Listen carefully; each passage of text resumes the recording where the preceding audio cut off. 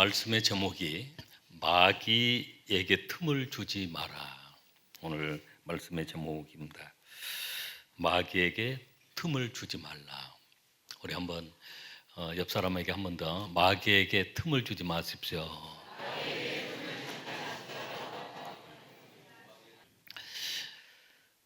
마귀에게 틈을 주지 말라라고 했는데, 우리 첫 번째는 마귀가 무엇이며 하는 일이 무엇일까요?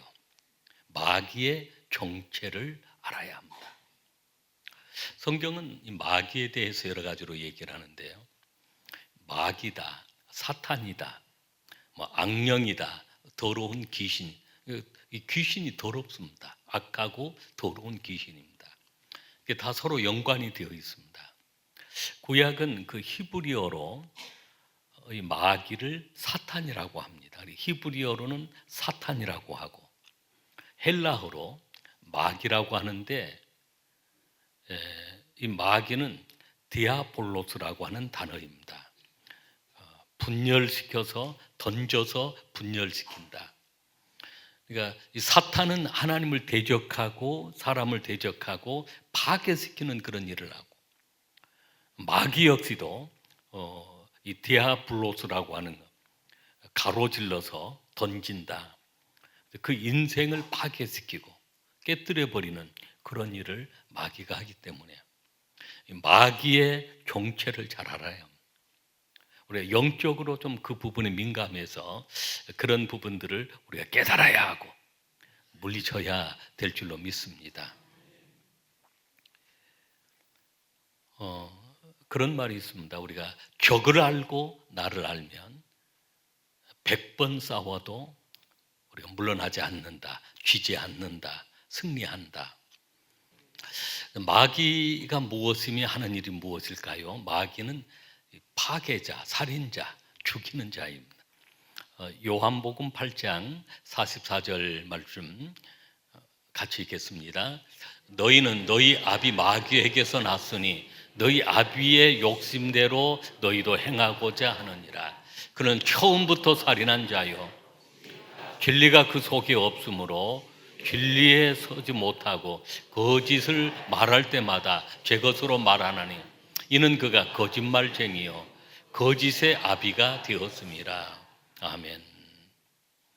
그래서 우리가 적을 알고 우리 자신을 알아야 된다고 그랬잖아요. 지피지기하고 100번을 써와도 우리가 불태하는 것, 불패하는 것, 또 백승하는 것, 이것을 우리가 하려고 그러면 반드시 마귀의 정체를 알아야 되는데, 마귀는 살인한 자다. 처음부터 살인한 자요, 처음부터 살인하게만. 그리고 거짓의 아비다, 거짓말쟁이다. 요한복음 10장 10절 말씀도 우리 한번 같이 읽겠습니다. 요한복음 10장 10절입니다.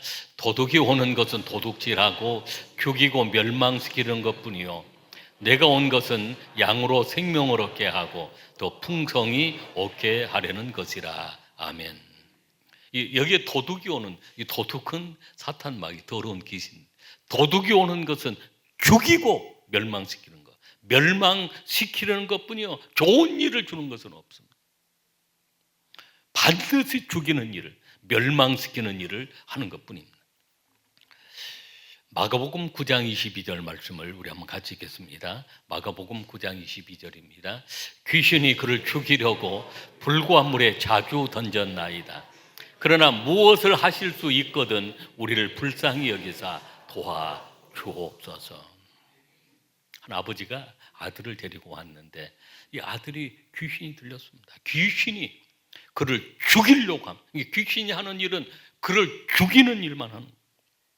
그래서 물에도 던지고 불에도 던져서 물속에도 막 들어가려고 그러고 불속에도 들어가려고 그러고 그러면서 제 아들을 고쳐달라고 예수님께 간구하는 그런 내용입니다. 또 두 번째, 마귀는 속이는 자입니다. 8장 44절 말씀 속에 거짓말쟁이라고 했습니다. 아예 거짓말쟁이. 여러분, 그 이단의 특징 가운데 그 이단이 얼마나 거짓말을 하는 줄 모릅니다. 순진한 우리 성도님들이 그 이단에게 쉽게 미혹돼서 넘어가는 그 경우는 사실은 그 속에 감추어져 있는 무서운 비밀이 아니라 감춰져 있는 무서운 독이 있습니다. 그것을 보지 못하게 하고 거짓말을 통해서 미혹을 하는 것입니다. 여러분, 그 쥐가 쥐약을 먹으면 죽습니다. 근데 그 쥐가 쥐약을 보면 좋아라고 그럴까요? 싫어할까요? 좋아하죠. 예. 왜냐하면 그 쥐약은 쥐가 좋아하는 것이 99%가 들어 있습니다. 그러니까 쥐가 좋아하는 무슨 뭐 고기 종류들 또 곡물 종류들을 다 배합을 해가지고 딱 쥐가 그것을 보면 막 먹고 싶어서 막 달려가는 거예요.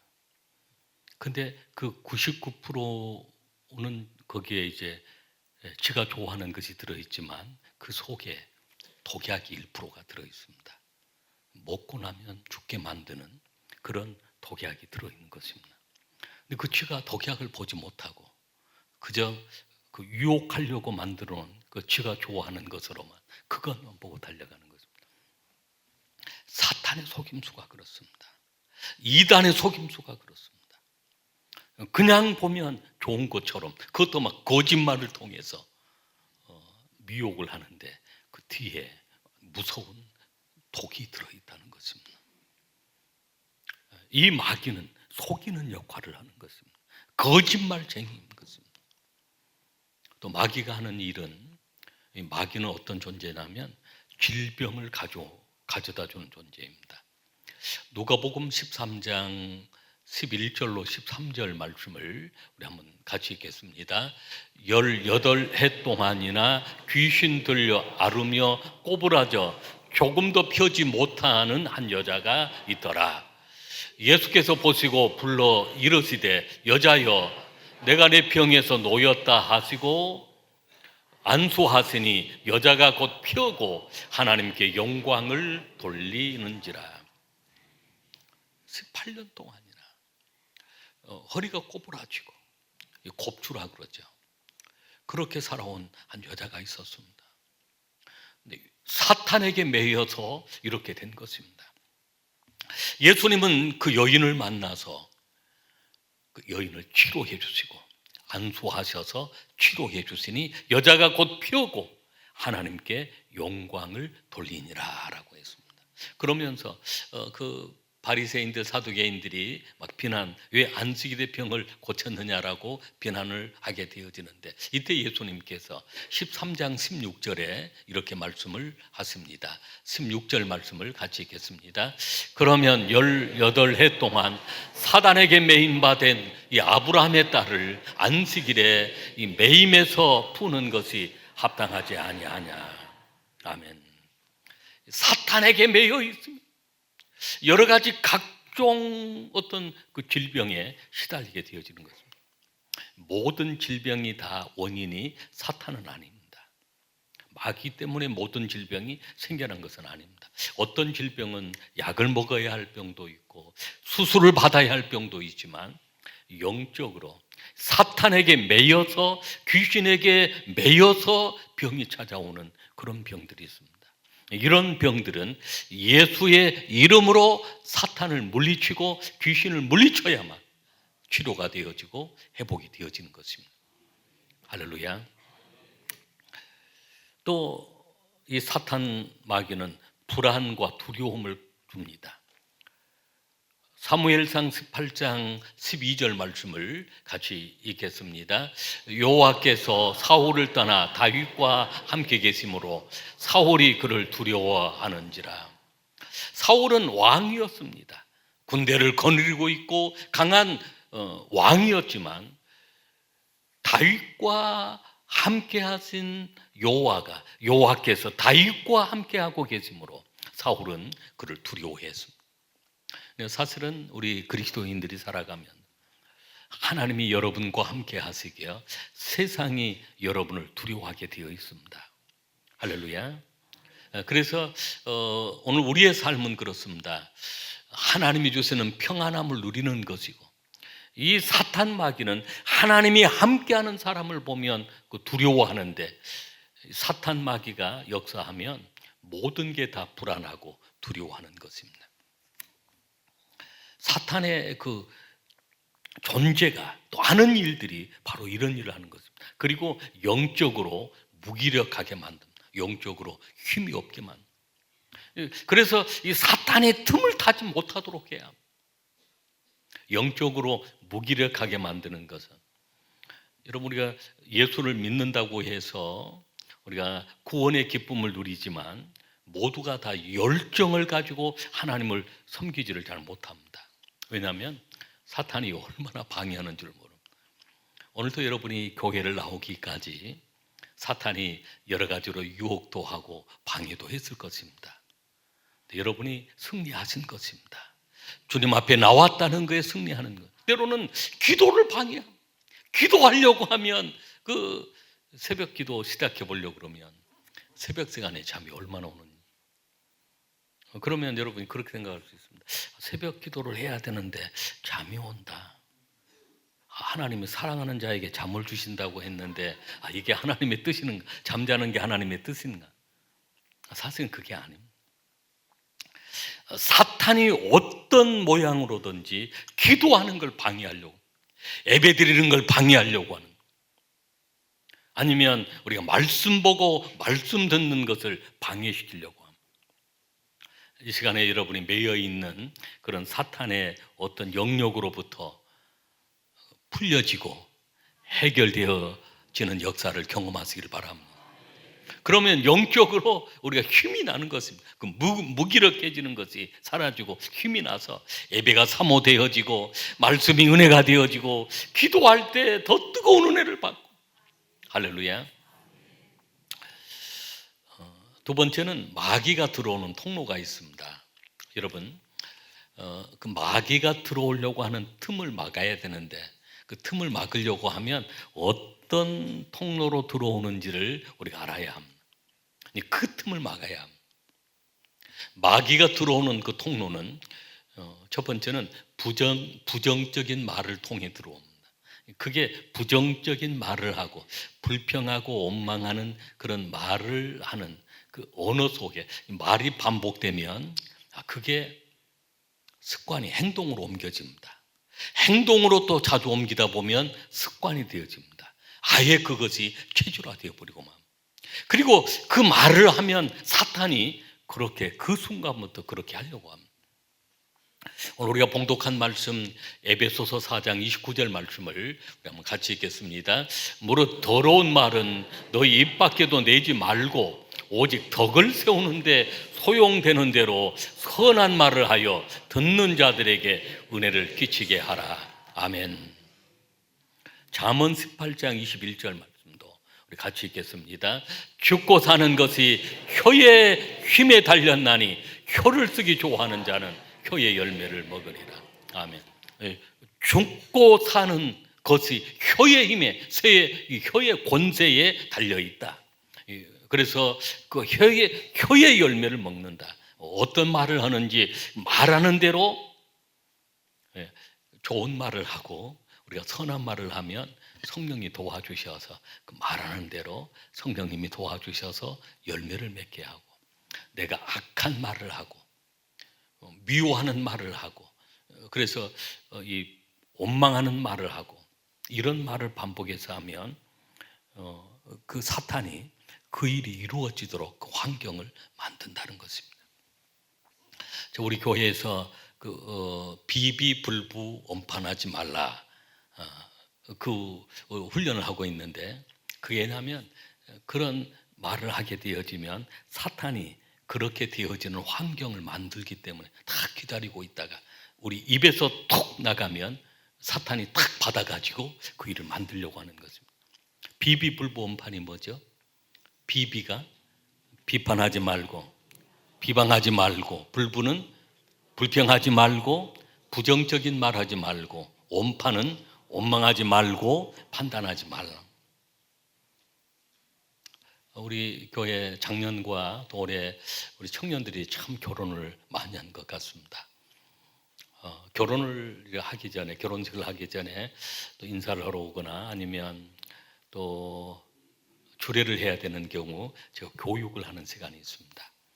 교육을 해서 어쨌든 우리가 좋은 차를 사는 것도 중요하지만 그 좋은 차를 운전할 수 있는 실력을 만들어야 합니다.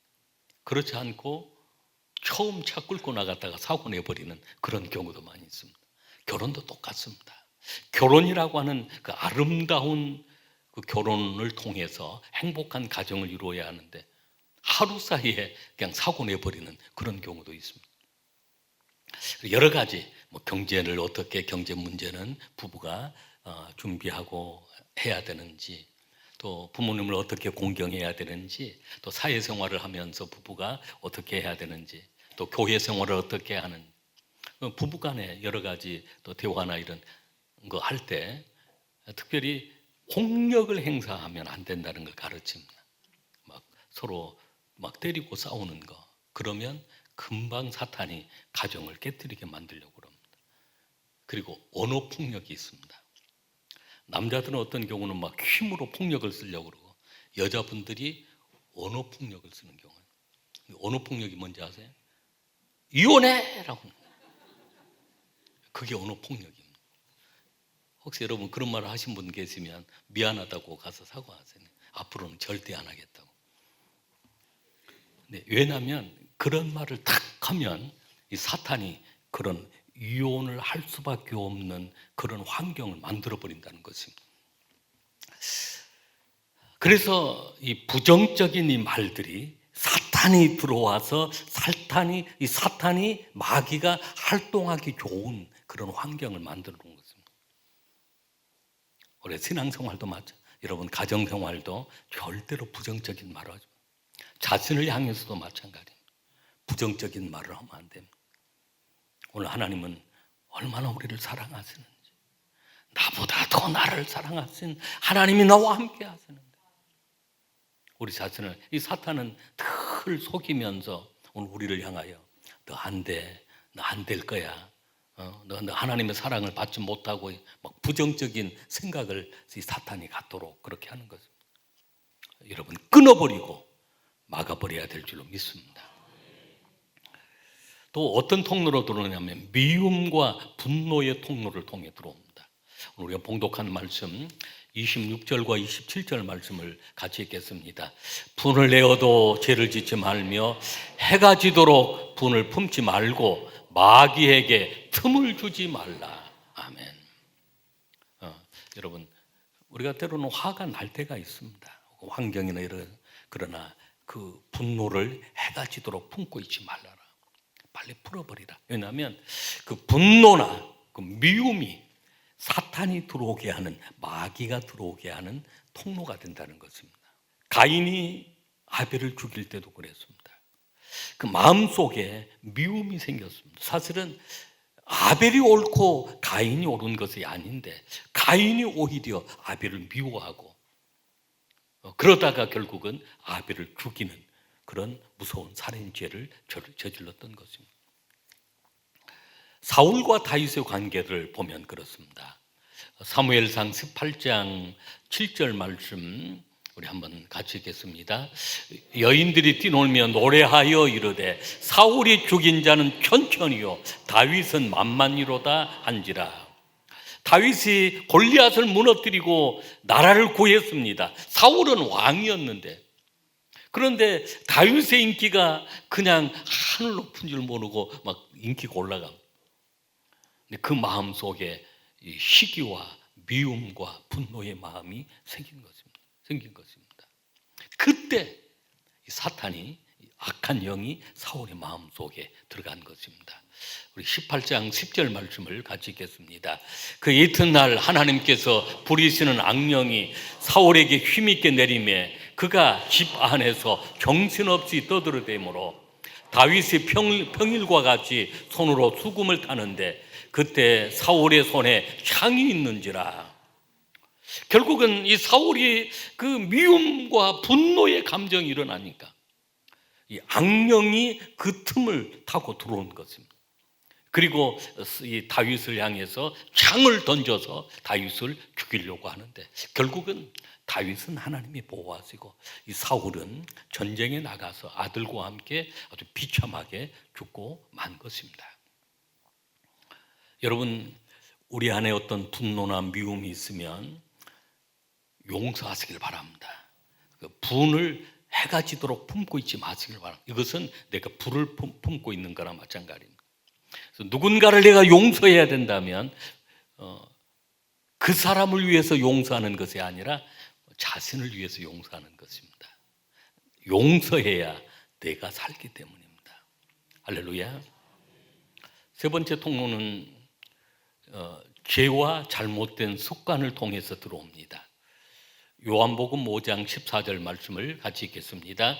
그 후에 예수께서 성전에서 그 사람을 만나 이르시되 보라 내가 나았으니 또 심한 것이 생기지 않게 다시는 죄를 범하지 말라 하시니, 죄를 짓고 회개하지 않는 마음, 이것은 사탄이 들어와서 자리를 잡고 살 수 있는, 사탄이 머물 수 있는 그런 환경을 만든, 바퀴벌레가 들어와서 머물기 좋은 그런 환경이 되어 있으면 거기에 막 크게 번식해서 있는 것처럼 이 마귀의 세력이 그렇습니다. 그래서 잘못된 습관을 끊어버리고 우리가 죄를 지었을 때 늘 주님 앞에 나와 십자가 보혈을 통해 우리가 회개하면 우리의 마음이 깨끗하게 청소되어지는 것과 마찬가지인 것입니다. 마지막 네 번째는 우상 숭배를 통해 마귀가 들어옵니다. 고린도전서 10장 20절 말씀을 같이 읽겠습니다. 무릇 이방인이 제사하는 것은 귀신에게 하는 것이요 하나님께 제사하는 것이 아니니 나는 너희가 귀신과 교제하는 자가 되기를 원하지 아니하노라. 이방인의 제사는 귀신에게 하는 것이다. 우상 숭배하는 것 귀신에게 하는 것이고 사탄 마귀에게 하는 것이다. 결국은 이런 마귀 사탄이 우상 숭배를 통해서 그곳에 들어와 왕 노릇을 하고 주인 노릇을 하고 있는데, 그 사탄 마귀가 들어오면 하는 일이 죽이고 멸망시키고 속이고 병들게 하고 두려워하게 하고 이런 일들밖에 하는 것이 없다는 것입니다. 그래서 우리는 우상 숭배를 끊어버려야 합니다. 우리 안에 어떤 욕심이, 탐심이 결국은 우상 숭배가 되는 그런 경우도 많습니다. 탐심은 곧 우상 숭배니라 라고 했습니다. 할렐루야. 말씀을 정리하려고 합니다. 이제 이 사탄을 어떻게 물리칠 것인가, 이것은 다음 주일에 여러분 기대하시길 바랍니다. 사탄을 물리치는 방법을 다음 주일에 이제 말씀을 나누려고 합니다. 오늘은 사탄의 정체가 무엇인지, 어느 통로를 통해 들어오게 되는지, 우리가 이 사탄을 알면, 마귀를 알면, 그리고 우리 자신이 십자가 보혈을 통해 무장되어 있는 우리 자신을 알면 100번을 싸워도 결코 패하지 않을 것입니다. 반드시 승리하게 될 줄로 믿습니다.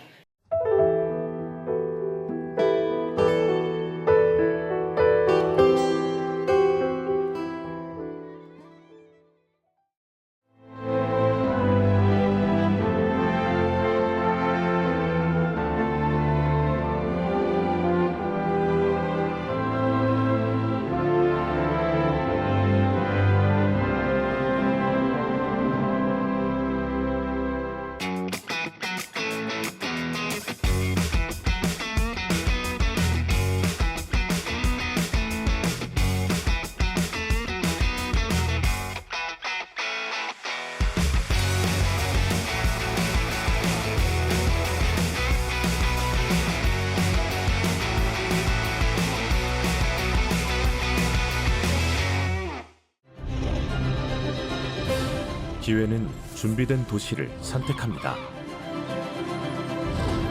대지엔 바이오, 반도체, 도심엔 문화, 하늘엔 우주.